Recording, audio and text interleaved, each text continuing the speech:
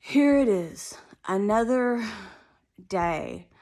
Um, After being held beneath the beast last night through, I guess, that monster that I posted a face of on the computer. I mean, last night I was really waylaid with weapons, and I didn't think they'd stop holding me beneath this electricity, frying me, telling me they're sending this thing after me. They tell me through Bob's offspring that their mom had plotted this since the first year I met my husband. I never even spoke but a few words to that woman ever. And it was only, even during a deposition she had with my husband, I never opened my mouth.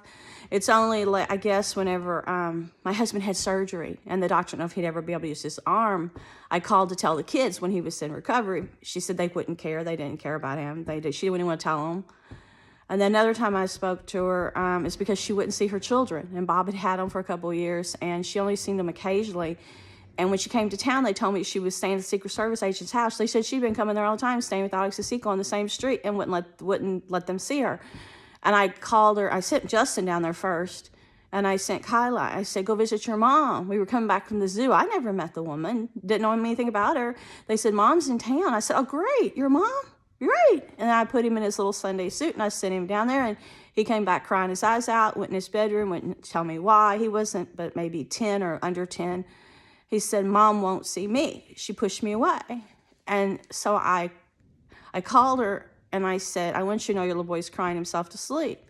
And she said, well, give him Ritalin. I said, I don't ever drug him. I won't give him Ritalin. And I said, he's crying because you won't see him. And then she starts screaming to get sympathy from the Secret Service agent. That bitch, they're my kids. They're not hers, they're my kids. How dare her? And I'm like, she was angry that I pushed her children at her. And I had no idea she had a best friend that was Jennifer's bodyguard. I didn't know until after both my parents were dead, and they said she orchestrated the whole thing with him and even put her kids in military, top branches of special forces, all of them. They traveled with the Secret Service agent. Her son was best man in his wedding. They conspired to murder my parents, but worse than that, they said they sacrificed them to the devil. My parents are Christian.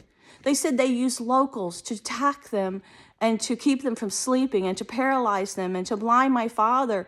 It took years and years of torture, and those things are here. They say that beast is here. So my dad was drawing pictures of this. They blacked him out behind the wheel, caused car accidents.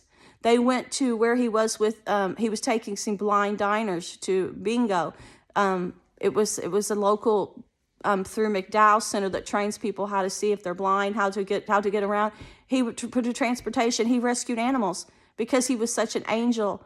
They tortured my father. And at the funeral home, when I went there was a card from them with a butterfly in it telling me let the transformation take place. How horrifying is that? They wanted to disintegrate me, they said, and put me in another form.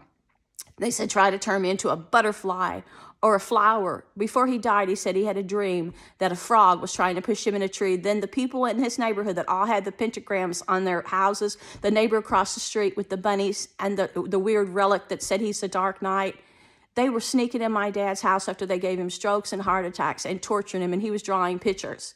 Now they're doing this to me, and they won't let me leave Kentucky. They're disintegrating me. They're showing me how they're at some of my relatives' house. They've already murdered my Aunt Betty. They put another relative now in the hospital. This is real. This is the work of the devil. And before my husband almost lost his finger using a tractor and a coil to move some heavy rocks to build a fountain, his son said, winner takes all, you've lost, you just don't know power. We have power. And then they're saying they're Freemasons, and they got pictures of the stepdad going to skull meetings with skulls on the walls. We were just helpless people. And they also said, well, you've got Cherokee blood. Well, a lot of people have Cherokee blood. But you can see the people that are following me. You see how they've tried to kill me on more than one occasion. They won't let me leave Kentucky to try to save our lives.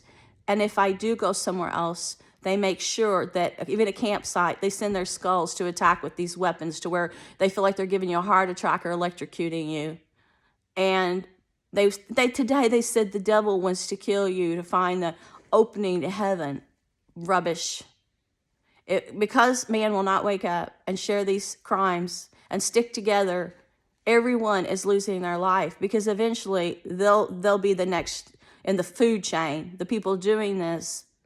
And now that they have these kind of weapons, there's no way you can defeat these weapons.